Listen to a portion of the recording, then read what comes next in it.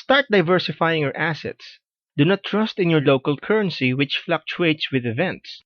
Protect your wealth. Gold and silver are always in demand and are limited in supply, so you can always find buyers. Always scout around for desperate buyers who are trying to liquidate their gold and silver for currency. They are your best people to target when you are buying gold. You can even offer low ball offers and see who will take the bait. Like attracts like. So the more wealth you store away, the more you are likely to attract. Besides, keeping it as precious metals is a form of saving. You are not tempted to spend your money. And remember that a penny saved is a penny earned. There you have it. Be sure to invest wisely.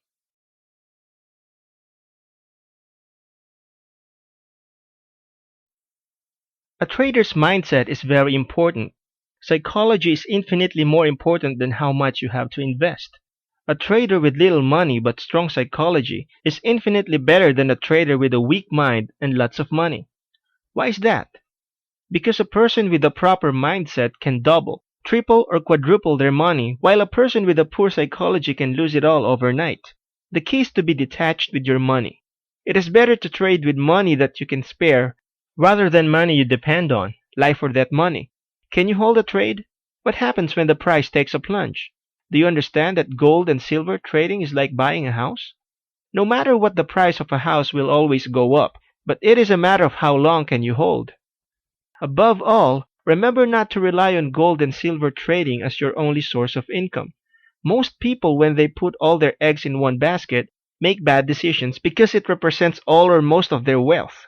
When you have income coming in from diverse locations, or even other commodities you are trading with, you will make better decisions.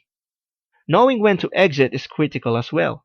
If you feel that you have earned enough, it's better to cut the trade and invest it in another commodity.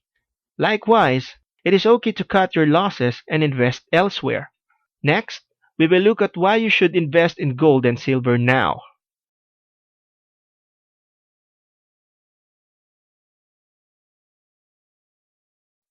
Am I looking for a quick cash, or am I in this for the long haul? Are the metals I'm buying genuine, real, authentic? Are you buying at a low or at high? Are you buying paper metals or real bullion? Have I diversified my portfolios enough? Don't put all your investments in one basket. In our next video, we will look at the psychology for any precious metal trade.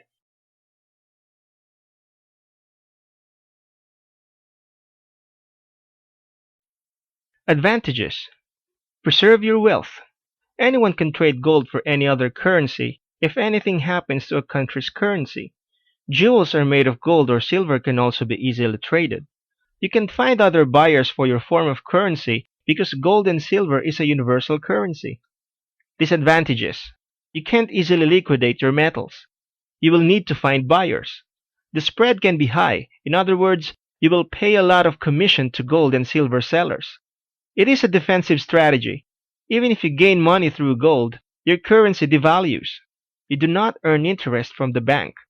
Next, we will look at 5 questions to ask yourself before making any investment.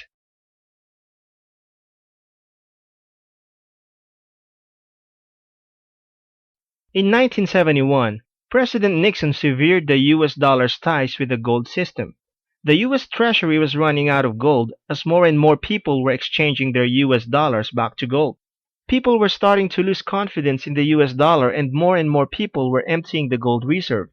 In act of desperation, President Nixon severed the gold standard, thus enabling the US to continually print money.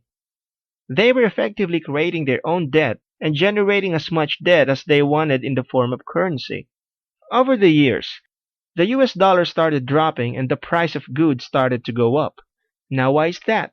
It is because the US dollar is continually losing its value to the point that, compared to 40 years ago, the US dollar is only worth a fraction of what it used to be. Because currency starts to lose its value, especially with the whole world's currencies, hedged against the US dollar, the price of gold and silver starts rising at an astronomical rate.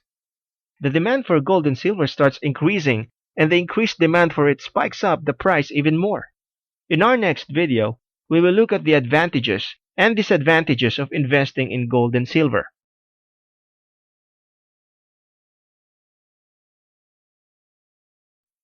Did you know that all Did you know that gold and silver are one of the oldest forms of currency in the world? These two metals have been traded around the world for thousands of years. Printed money doesn't even come close to the value of gold and silver. In many ways, people still consider it as the de facto standard for currency.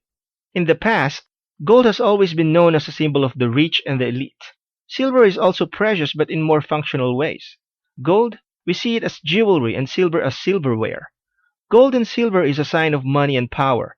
They are soft enough to be molded into different forms, and its form gives beauty that entrances people. Unlike currency in the form of paper money, you can't print it out of thin air, so it is inherently valuable.